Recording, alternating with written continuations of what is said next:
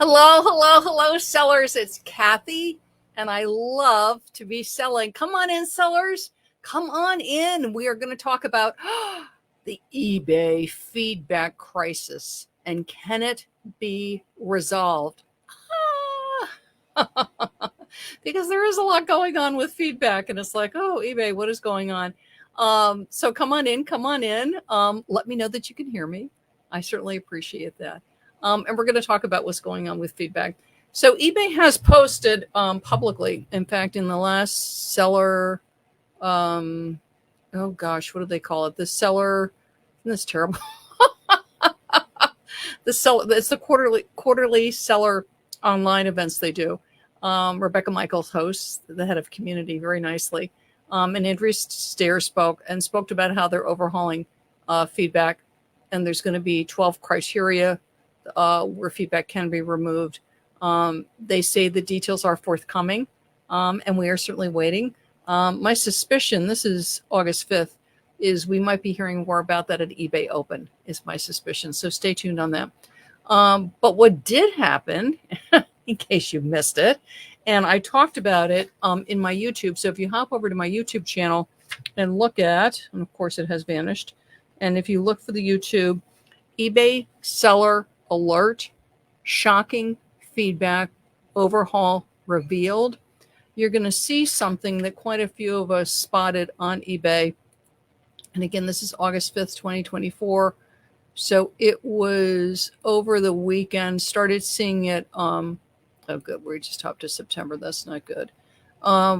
Started seeing it about 2 weeks ago.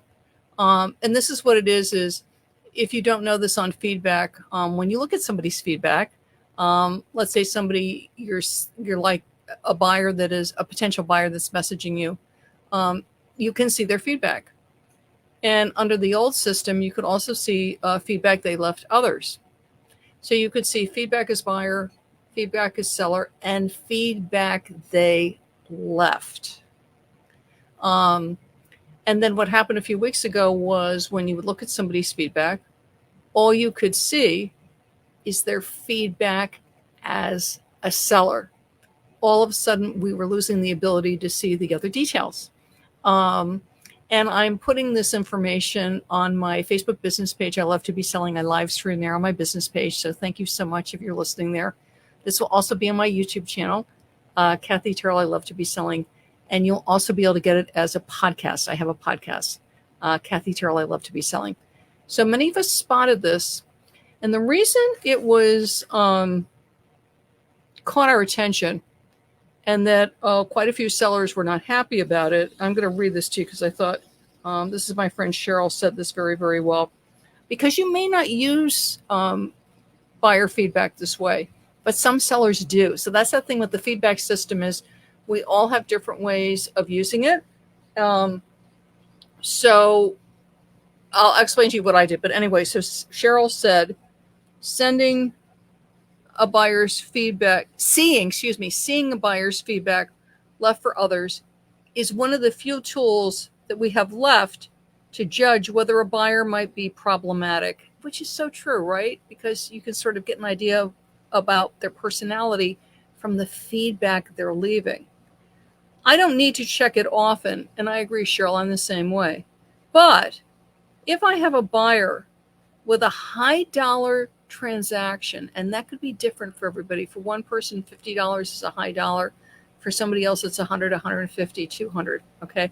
But I agree. When all of a sudden we're talking about a transaction that could be quite high for us, it's very helpful to see if the buyer has a pattern of leaving high percentage of negatives, and tends to try to ask for partial refunds before accepting an offer from them. So if it seems very manipulative feedback, negative feedback, it's very, very helpful, again, if it's a high ticket item, that I can see the feedback they left for others. It can also be helpful to see the feedback left for them as a buyer, because the seller will leave positive feedback, but they might hint at some challenge that happened in the feedback they leave. So what happened was couple weeks ago, we were logging into eBay and we were looking at feedback. This is what we saw because it's still there, but I'm going to show you how to work around it. So this is what we were seeing. This is my friend Eleanor's store. You would look at the seller's feedback, and this is true whether you have a store or do not have a store. And this is all you see. All you see is seller feedback. And I reached out to the feedback team. I know several of them. I actually worked with them a couple of weeks ago on a project. And they hadn't said anything. So I was like, let me see what's going on. And so I contacted them and I said, many sellers are reaching out and commenting about the fact that all of a sudden now, with or without an eBay store, all we can see is seller feedback. We cannot see feedback for this individual as a buyer, and we cannot see the feedback that they left on their purchases. What is going on? And what was explained to me by the feedback team is what they're attempting to do is to make the desktop experience and the mobile experience very similar. Okay. So what they want is that the way feedback looks on mobile is the way feedback looks on desktop. And I said, I certainly can understand wanting a seamless experience and that it's not jarring to go from desktop to mobile. However, a lot of sellers really like access to this information. And now when they look at this, it's not there. We're talking about on desktop. Okay. And what they explained is it is there. And some of us had found this workaround. And the reason it wasn't 2 weeks ago there for everybody was there was a glitch. Now, this is going to shock you all. So there was a glitch on the site a couple of weeks ago. And even on desktop, you lost the ability to see sellers' feedback as a buyer and the feedback they left for others. But it is there. You should see it for everybody. Okay. Now, when I show you what I'm seeing, I am on a Dell desktop. And if and when I ever talk about cell phones, I'm on an iPhone. So realize it can look a little different on a laptop, and it's going to look different typically on a Mac. Okay. So I'm on a Dell. So let me show you how you can. And some folks were pointing this out and we were talking about it in the other video. But this should be universal now. You should be able to see this for everybody. And let me just show you. So back to my friend Eleanor. So what you do have to do, and you all tell me if you find, actually, I'm going to look at my friend Susan. Actually, hang on. We'll go back to, oh, no, we'll do Susan. Why not? Let's do Susan. This is my friend Susan. So this is now true. I just want to pull somebody up who doesn't have a store. So this is Susan.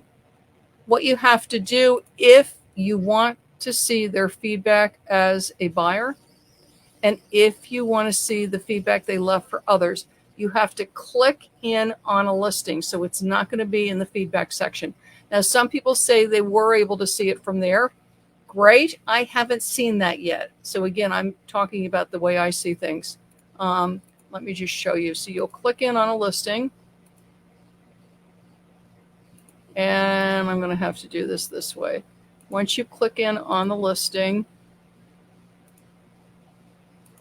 and again, this is going to be true whether they have a store or not. Once you click in on the person's listing, you're going to want to click onto where it says their percentage of feedback. So I clicked on 100% positive. Congratulations, Susan. And you scroll down. Okay. And you guys will tell me if this is what you see too. When you scroll down, you're going to see a little button that says see all feedback. And that is what you're going to want to click. And again, the reason that the team's doing this is to make it even more uniform between mobile and desktop. Also, it's to keep the buyer focused on your feedback, your seller feedback, which I totally understand. They're focusing them on you, your feedback, to encourage them to shop with you. As opposed to if you're looking at feedback because you're researching your buyer. Okay, so just realize that eBay is working on getting us more sales because they're trying to keep people focused. When you click the see more or see all feedback, then you're going to see that little writing, see the upper right where it says classic view. switch back to classic view. And when you click that, you will see this. Now you are able to see all feedback received, received as buyer, received as seller, and that very important tab that so many sellers are concerned about, left for others. Okay, so you click the where it says 100% positive feedback, or 95 or 98, whatever it is, and then you're going to scroll down, see all feedback, and then switch to revert, switch to classic view. And when I spoke with the team and I said, it looks a little scary, like you might take that away from us because it's so buried.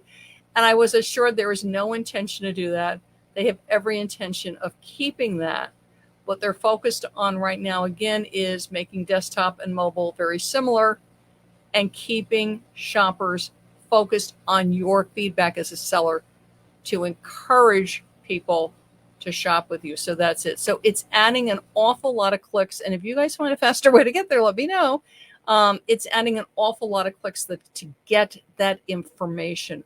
But I do agree with my friend Cheryl and other sellers, which is when you do have a high ticket item and you do have a buyer asking perhaps for some consideration, or asking for some money off, or asking for combining purchases, anything like that, and you're going, wow, this is 150, 200, whatever it is.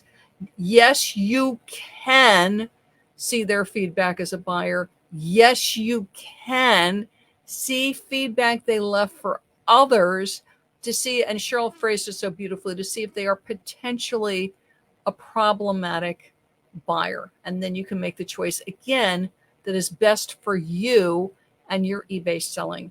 Why is eBay adding so many clicks? Again, they're trying to streamline, they're trying to keep the buyers focused on your feedback as a seller and drive a sale for you. Absolutely let me know what you think. If you have found a much faster way to get to that page where you can see their feedback as a buyer, please let me know. I would love to hear it. Okay. But the interesting thing is it really is working on helping to focus the buyer, because there is a lot of information on the page, and focus them to make that purchase with you.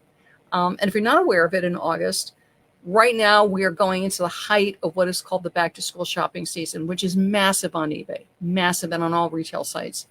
And the thing with back to school is it covers a lot more than just backpacks and notebooks and pens. A lot to do with clothes and sporting equipment. Also, don't forget the teachers shop back to school. And don't forget you have all your college students and their dorm needs. They are also shopping back to school. So it's a huge, huge, huge category. And it's a really nice one to give a real sort of kickstart to your eBay sales. And if you don't know, I worked retail for over 15 years. So I've got a nice knowledge of retail and retail moments. That's what seasons like back to school are called. They're called a retail moment. So I've put together this free guide for you, the ultimate guide to back to school products for eBay sellers. And I go through categories for your pre-K, your grade school kids, your high school kids, your college kids, things that are in demand and in demand now because the trends can change. And also not to forget our teachers, because they are shopping back to school.